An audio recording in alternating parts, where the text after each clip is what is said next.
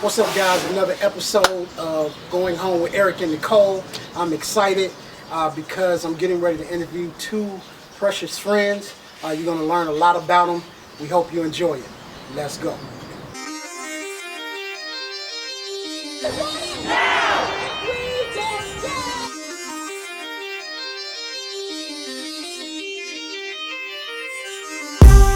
It's been 400 years of slavery and oppression. The shackles are broken, and we've learned our lesson. Living the land of the free and the home of the brave. Dry bones in the valley, coming out of the grave. Hey, I'm going home.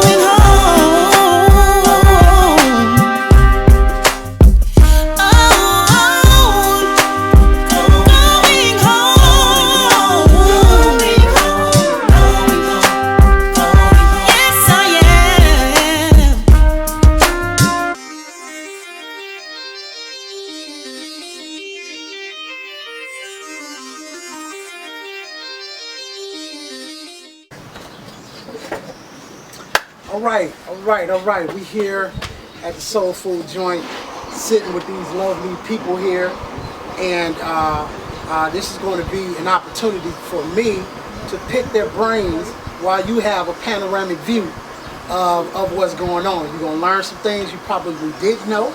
You're going to confirm some things that you probably did know, but nevertheless, the purpose for this video is so you can get to know these two individuals better. Okay?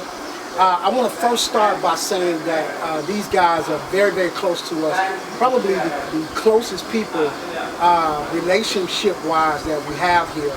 You know, it's amazing when you can go on, leave one side of the world, go to the other side, and end up meeting someone that you feel like is family. You feel like you left family, and then you met family. So, first of all, how y'all doing? I'm doing awesome. Doing good?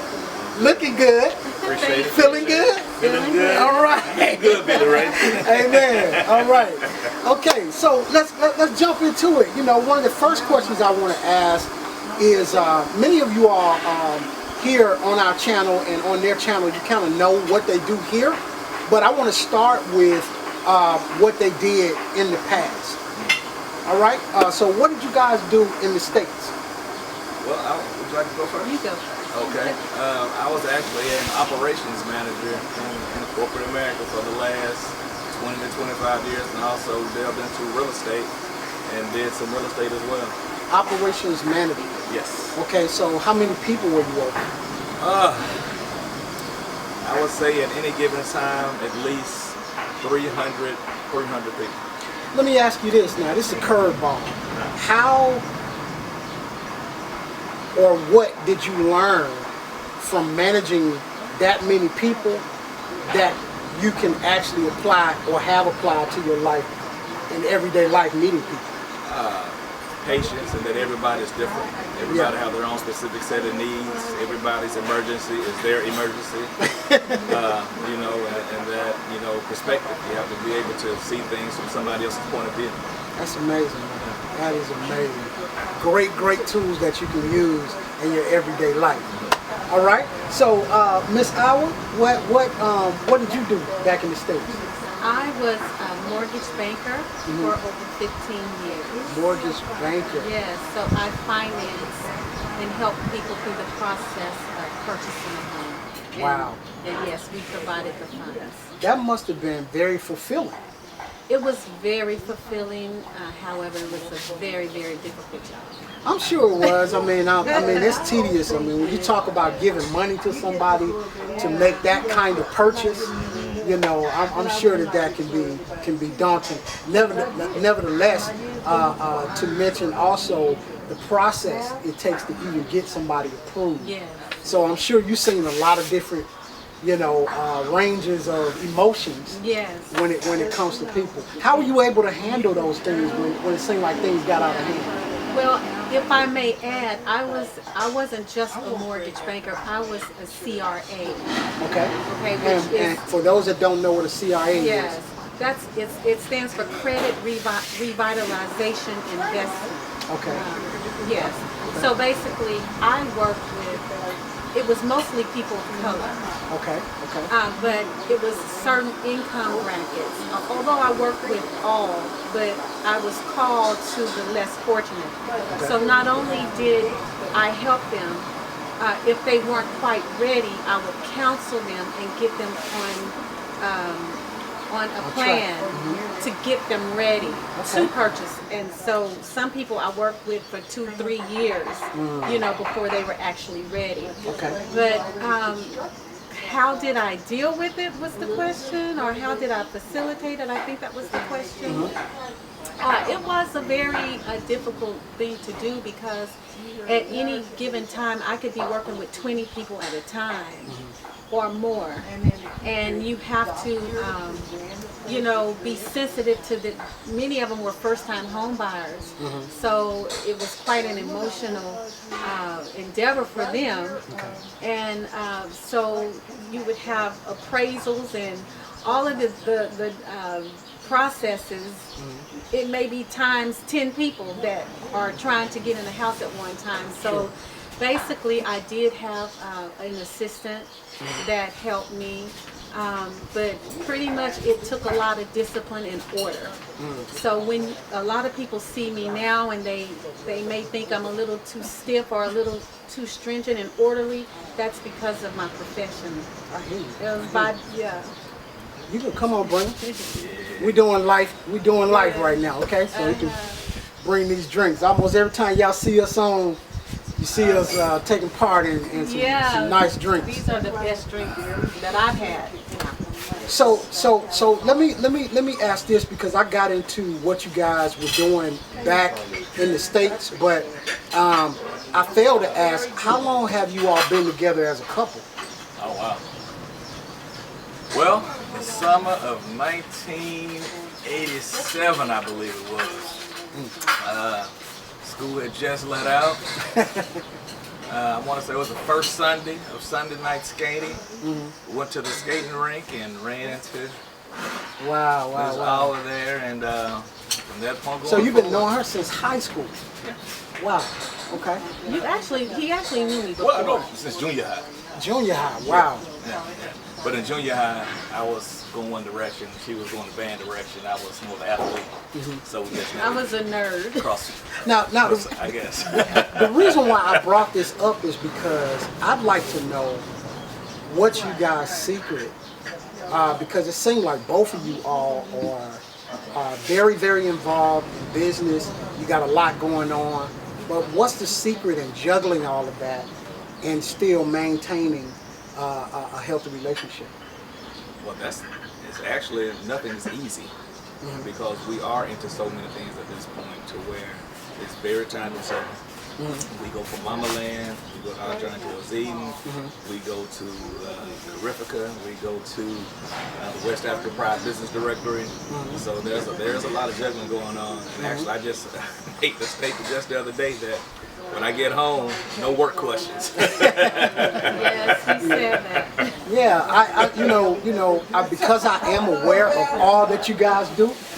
I am aware of all that you guys do. So that's why I asked that question. Which, when you started naming the things, my next question was going to be, we talked about transitioning from the States, what you did there, and coming here. Just give us an idea of some of the businesses that you started or that you're involved in here. Okay. The businesses that we have launched here, I don't know if you would call the YouTube channel a business, but it's kind of. I think it's a business. Yeah, it is. It's definitely a business. We didn't see it that way, which we're going to get back at it. We've had people asking us to post more, but we have Our Journey Towards Eden. We also launched the West African Pride Business Directory, which is exclusively for people of color. It is a directory here launched in Gambia, and we do intend to spread it throughout West Africa and further as it builds. We've also now this directory, what is that about? I mean, what are you Is it a directory of businesses? Yes. Okay. Yes. If you have a registered business here in Gambia or Senegal, Okay. because it is Senegambia area, then and you are 100% black owned, then you are welcome to contact us to get further information regarding how to register. Okay. Also, through our Journey Towards Eden, we have been helping with concierge, but we're kind of rethinking that. Okay. Okay. But we actually do that as well. Mama Land is not our business. However, Amadi is a partner with Cherno Jalo, and I work for them. What Mama Land does is basically we actually help with long-term, short-term leases, airport pickup. We have land available for purchase. And then we also have builders and architects. So we can help you build your home and also help you design. So from start to finish, you guys are involved in a company, Mama Land, that can help people either lease or purchase land and build. Yes. Okay, that's Actually, amazing. from the moment you decide to come to Gambia, we can assist you from the time you reach, you land at the airport, getting you to a short-term or long-term, that from your deciding what home plan you want or help facilitate to help get with the architect to draw one up, and then actually build it as well. So everything from the pickup to getting you into your home, you can do that. You can assist with that. Amazing, and that's pretty much the whole gamut, guys. All right. So, are there any other businesses? Well, I'm getting ready to launch my clothing line. It's Kosher Designs by Awa Israel. Okay. And the designs are based on the Hebrew laws of how we are to dress. Okay. So we're wearing one of those designs today. So And you look really good. Thank you, Yes. thank you. Yes. So that will be, those will be offered very, very soon. But I think our Brother's Keeper isn't a business, but it's close and dear to our heart. Okay. We meet every second and fourth Sunday here at the Soulful Joint at 2. And what is Brothers Keeper about? Brother's Keeper is just that. It's a place where we come together twice a month to network and fellowship. Okay. Okay, whether you live out, born in Gambia, left, came back, you're welcome.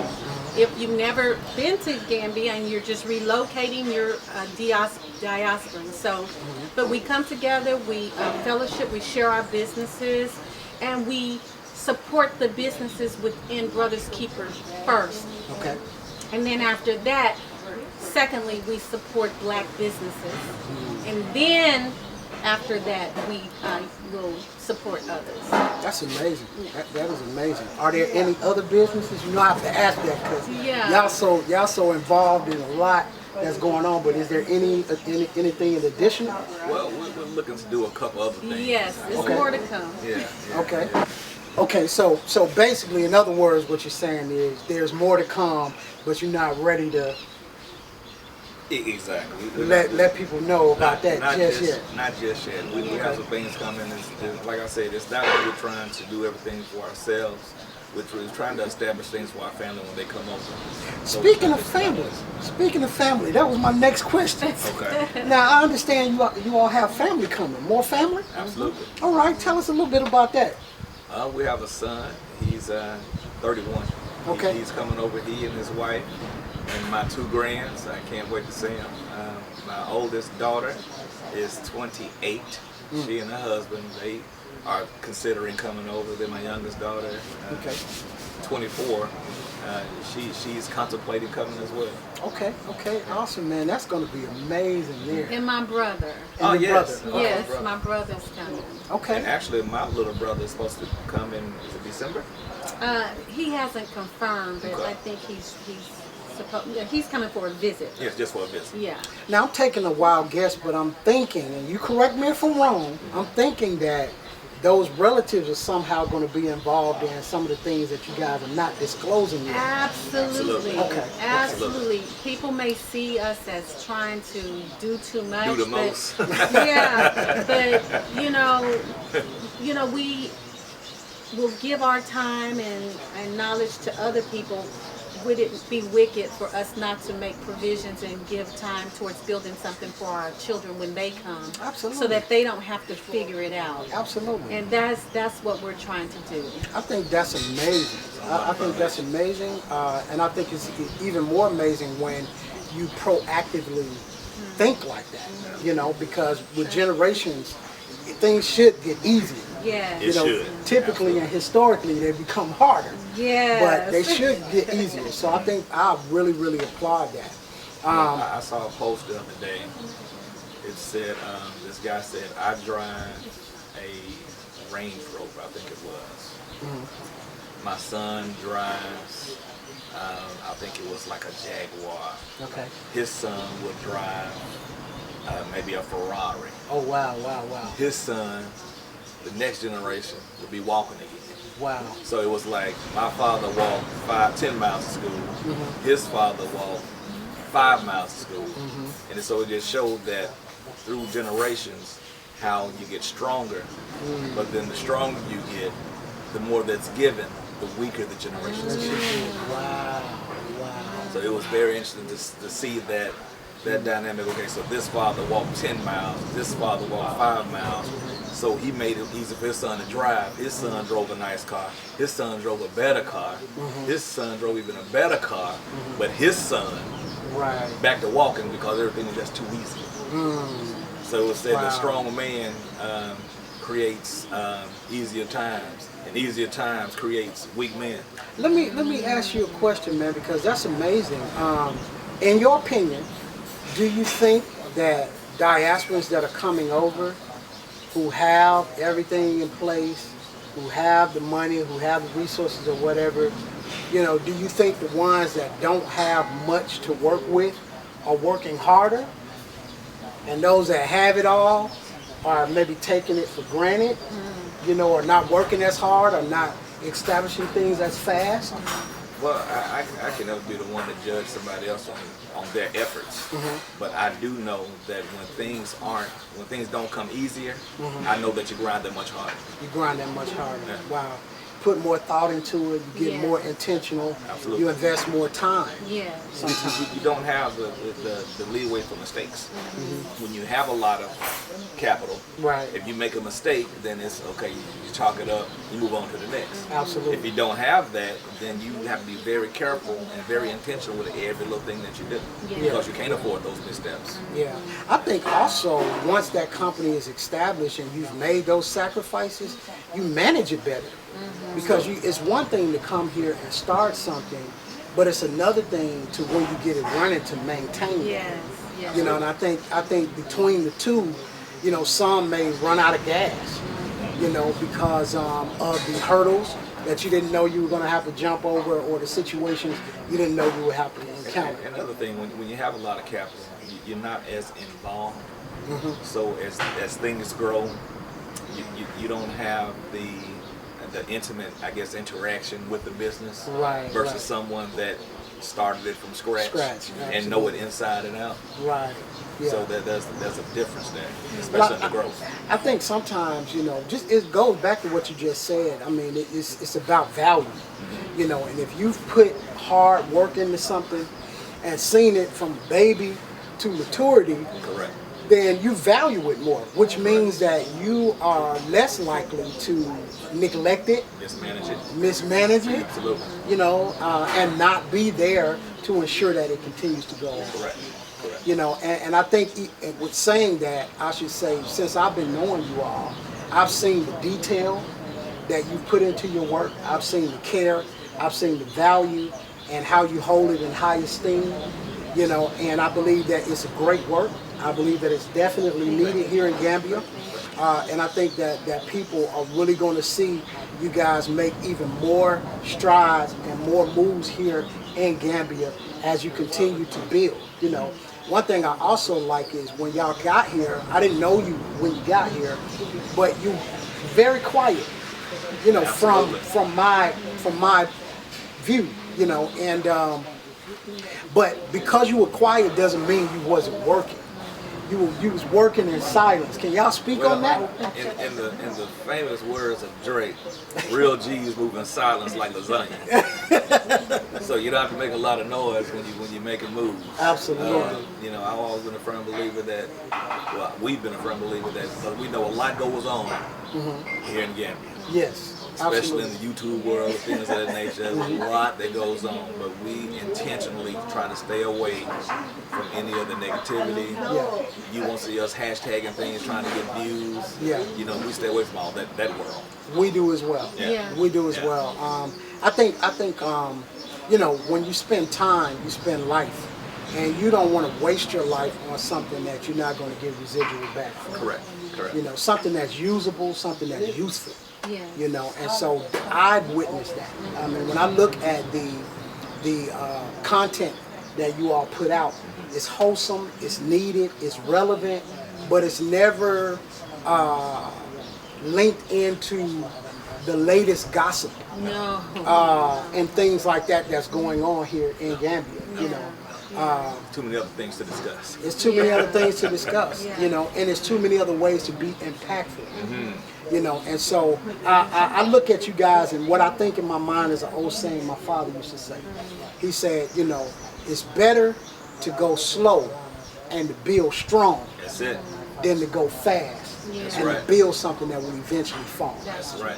You know, and so you know that's how I look at it when it comes to subscribers and different things yes, like that. You know, go ahead. You were about to say Yeah, something? and if I may add, you were speaking about being silent, you know, and just working. One of the things that one of my pet peeves is talk, and no action. You know, we're over 50, you know, and we made some mistakes, and we're still going to make mistakes, still making mistakes. But one of the things that get to me the most is people who talk a good game, but their game is lame. They won't put their actions where their mouth is, Yeah. right? And faith without works is dead. Words without works is dead. Absolutely. And we want to align ourselves with people who has that same philosophy. We're tired of talking. Absolutely. It's time to be about it. So that's why we don't talk about it. Oftentimes, I believe that, you know, if you get in that kind of mindset and you produce, what you produce will talk for you. Yeah. Absolutely. And in some instances, is more effective in talking than you could be Correct. in saying what you're going to possibly do.